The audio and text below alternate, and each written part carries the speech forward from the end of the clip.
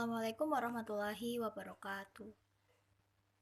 Kembali lagi kita akan belajar mapel matematika, melanjutkan materi sebelumnya.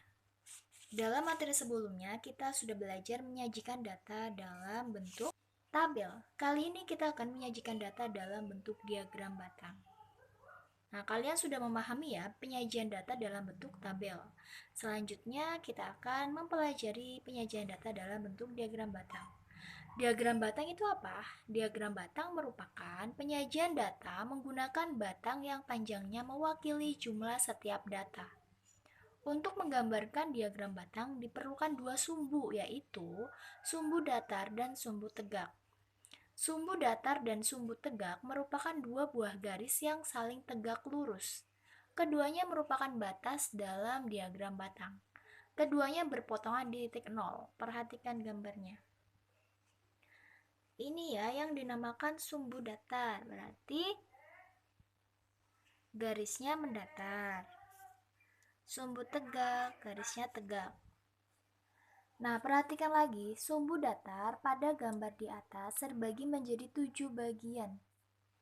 Maksudnya yang mana? Ini ada 1, 2, 3, 4, 5, 6, 7. Dengan jarak yang sama, ini dari 0, ini titik 0 ya. Ini titik potongnya adalah 0, titik 0.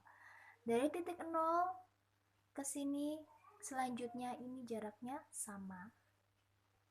Oke, sedangkan sumbu tegak terbagi menjadi 4 bagian yang sama. 1, 2, 3, 4. Nah, jaraknya pun sama. Ini ke sini sama, ke sini, ke sini, ke sini. Nah, diagram batang ini akan mempermudah kita untuk membandingkan setiap kelompok atau kategori data. Misalnya, untuk menemukan data terbesar dan terkecil. Hal yang diperlukan dalam membuat diagram batang adalah tiap-tiap sumbu dibagi dengan jarak yang sama ya, seperti tadi yang sudah diperlihatkan. Antara batang satu dan batang lainnya tidak boleh bersinggungan. Panjang masing-masing batang menunjukkan frekuensi atau jumlah dari masing-masing data. Ada dua jenis diagram batang,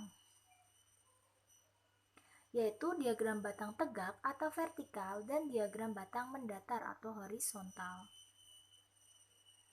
Contohnya seperti apa? Diagram batang tegak dan mendatar.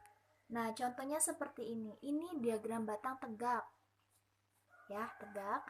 Ini diagram batang mendatar. Tuh, posisinya mendatar. Bisa ya membedakan antara diagram batang tegak dan diagram batang mendatar. Oke, kita lanjutkan. Contoh, SD Harapan menjuarai sebuah turnamen sepak bola. Selama turnamen berlangsung, SD Harapan bertanding sebanyak 8 kali. Hasil pertandingannya yaitu kalah sebanyak 1 kali, seri sebanyak 2 kali, dan sisanya menang. Buatlah diagram batang tegaknya. Nah, jawab berdasarkan keterangan pada soal diketahui jenis datanya yaitu kalah, seri, dan menang. Banyak datanya adalah kalah sama dengan 1, seri sama dengan 2, menang berarti kan tadi yang menang itu sisanya ya, berarti kan jumlahnya kan ada 8.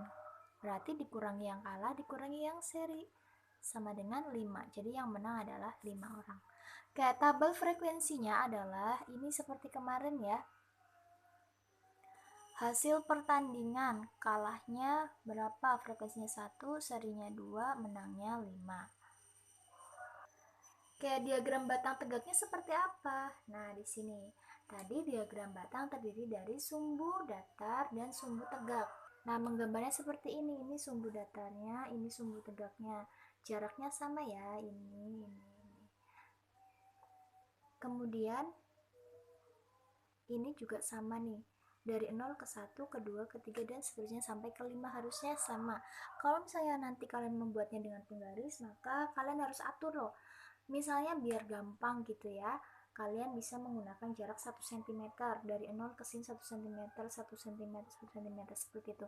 Pokoknya jaraknya harus sama, baik di sumbu tegaknya maupun di sumbu datarnya. Seperti ini ya, sama. Oke, kita kembali ke sini. Nah, untuk yang sumbu datar, ini untuk menuliskan hasil pertandingan. Nih ya, hasil pertandingan. Kemudian yang sumbu tegaknya untuk menuliskan frekuensi. Kita tulis di sini. Karena ini bilangannya itu masih satuan, maka untuk frekuensinya pun satuan ya. Untuk dituliskan pada sumbu tegaknya. Lihat. Dari 0 ke 1, 2, 3, 4, 5. Oke, butuhnya sampai 5. Boleh di sini tulis sampai 5 saja. Bagaimana kalau jumlahnya lebih dari 5? Ya berarti diteruskan lagi sampai angka berapa. Oke, kita masuk ke sini, kalah. Kalah kita buat di sini ya. Kalahnya itu ada berapa orang? 1 ya, kalah 1. Ya, berarti tarik garis dari 1.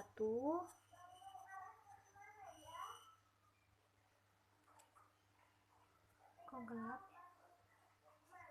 Kayak dari 1 tarik garis ke sini. Nah, nanti biar memudahkan saat menggambar diagramnya. Kalau sudah tarik garis, dibuat garisnya.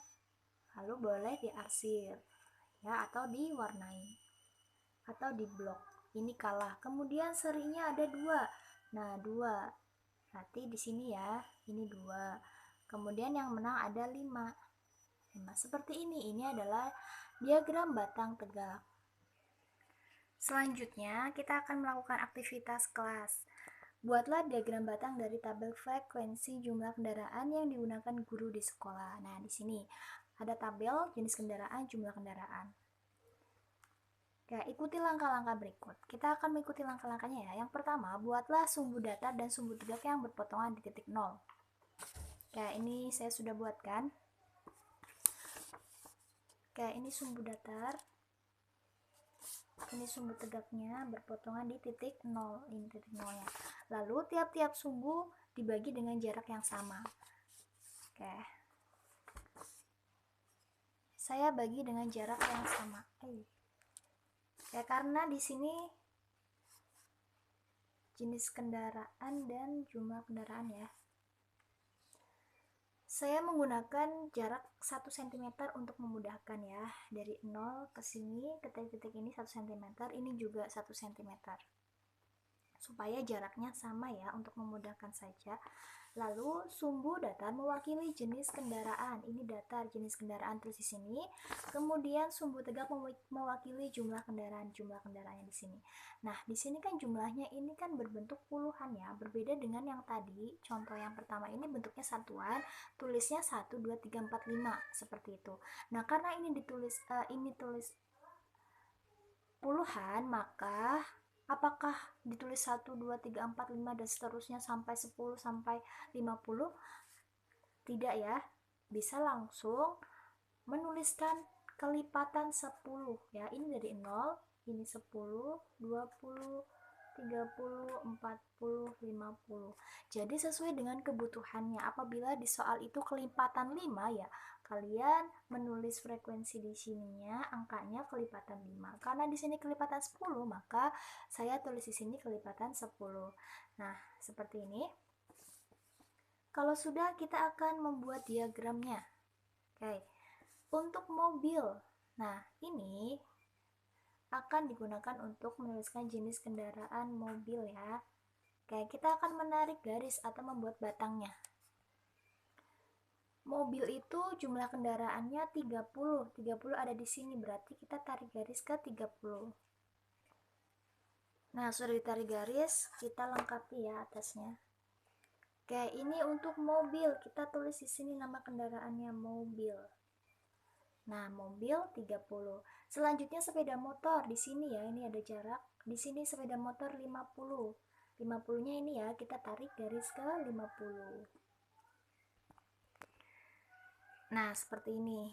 Sepeda 20 ya, tadi ditarik garis, kemudian angkutan umum 10. Nah, ini bisa diarsir atau diwarnai atau diblok. Ini diagram batangnya.